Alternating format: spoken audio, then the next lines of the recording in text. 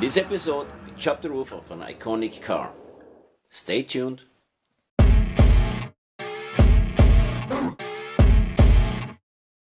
The 1932 Ford 5-window coupe from Revell was my next project. You can build this kit in multiple ways. You have two engines in there. You can build it either as a hot rod-ish thing or a street rod, and I decided to go with the latter. In between builds, or whenever I have to wait for the glue to dry or something, I go to kits in my stash and clean them already from the tree. So this happened to this kit. I already cleaned the parts, and now I had to sort it in boxes like I always do. Like there's a box for the engine parts, a box for the interior, there's a box for the body parts, and also for one box for the chassis. Some parts were even like doubled in the box, probably from a different kit, but what was missing was an alternator. So therefore I decided to build one from scratch. I started by building this little fan thing in front of the alternator, the little airy thing, whatever it's called.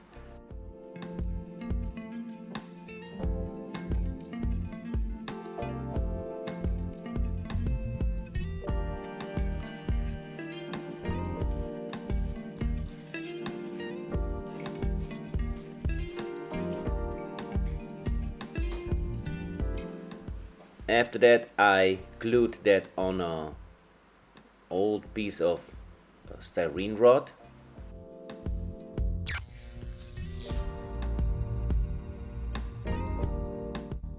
The glue melted now those parts basically together like one piece, and I was able now to sand it actually in the right shape.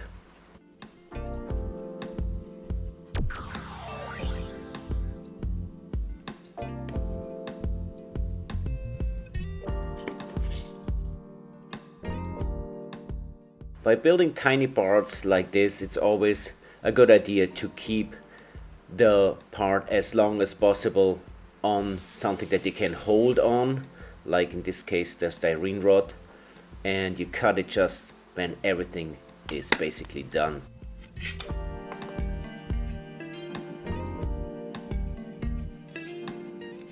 Of course it still needs more details and painting, but more of that later on in the video.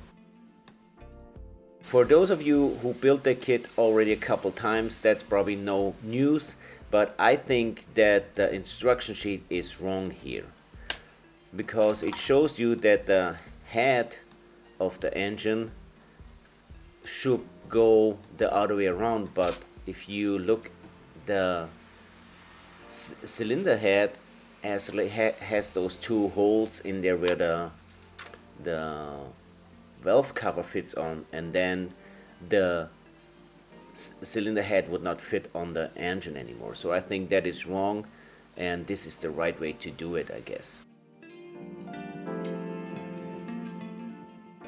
Somehow I also seem to lose the distributor, but I always have some resin casts. So this is what I did next.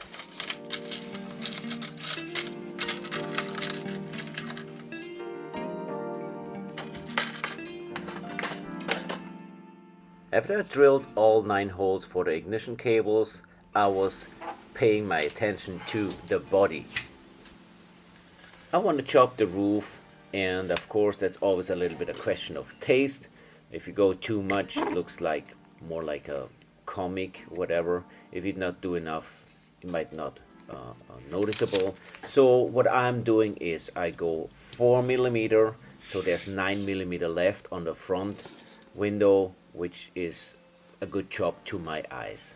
So first, of course, I started to cutting out a 4mm wire tape, and I taped it just to get all the way around the same distance.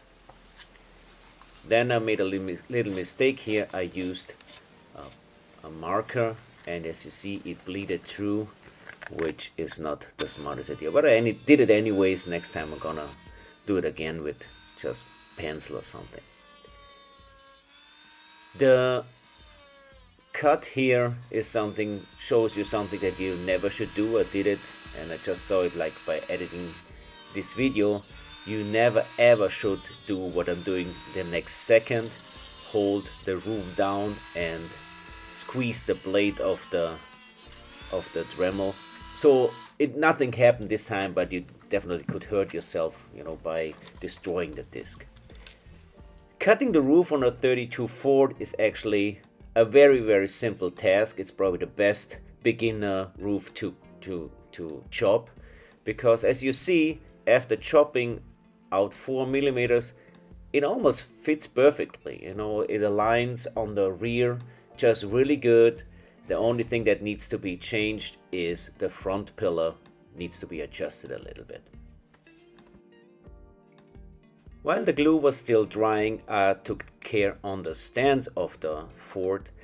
I lowered the front end by cutting out this part by 4 millimeters, and I lowered the rear end by cutting down those parts by 3 millimeters. So as we saw earlier, the front pillar did not comply as good as we wanted to, so I sanded it down. I took some painter's tape to have a stencil.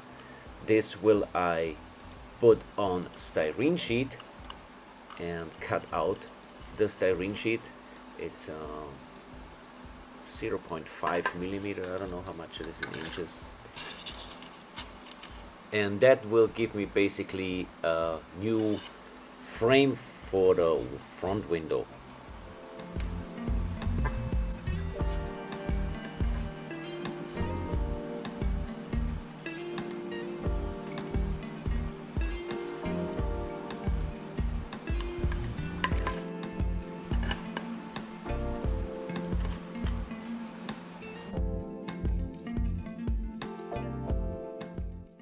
I glued first in the whole styrene sheet, and then basically just followed the body lines that was there already, and then I had my window frame.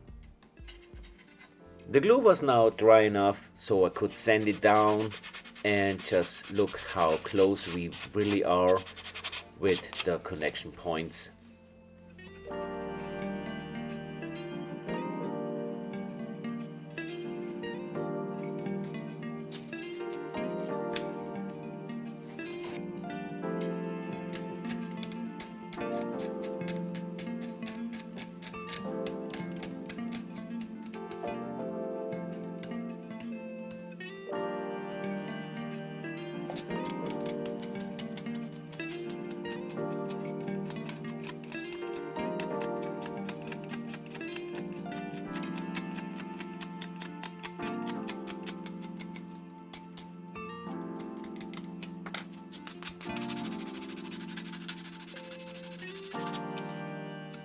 Put a thin coat of primer on the body. That helps me a lot to actually see where I still have to do some work.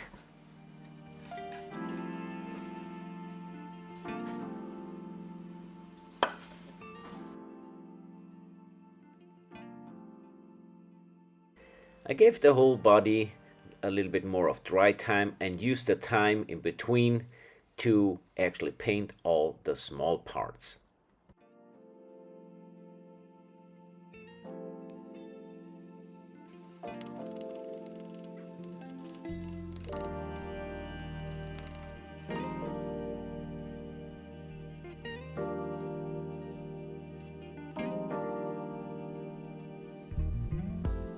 After all the little parts were painted, I was able to actually assemble it. All the parts were painted, even the generator. It looks like this now. It's not perfect, but well, at least we have one. Back at the roof and body, I was now able to do some fine tuning. I could actually cut out the window frames here as well and make new window frames, but I accepted the challenge and just tried to clean it as good as possible.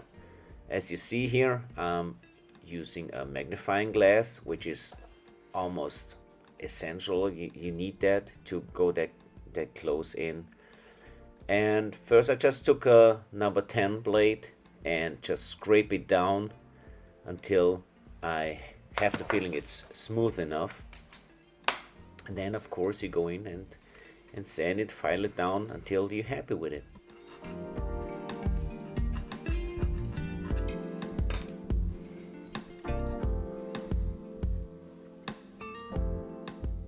After thinking it back and forward, I had a couple ideas with the roof. Maybe, put some leather or some cotton or something in there and make a real roof to, move it back and forward.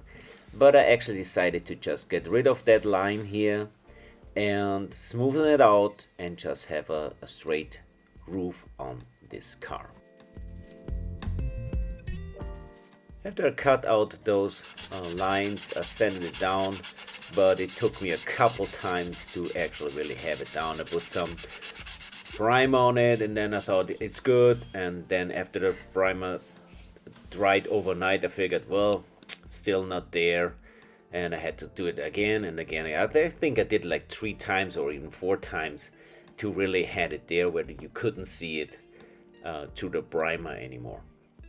And of course, after priming everything, I did the paint job and just gloss red. Well, that's all for this episode. I hope you're all doing fine. You have fun with every project that you have on your bench this weekend. So we'll see you next time. Bye, y'all.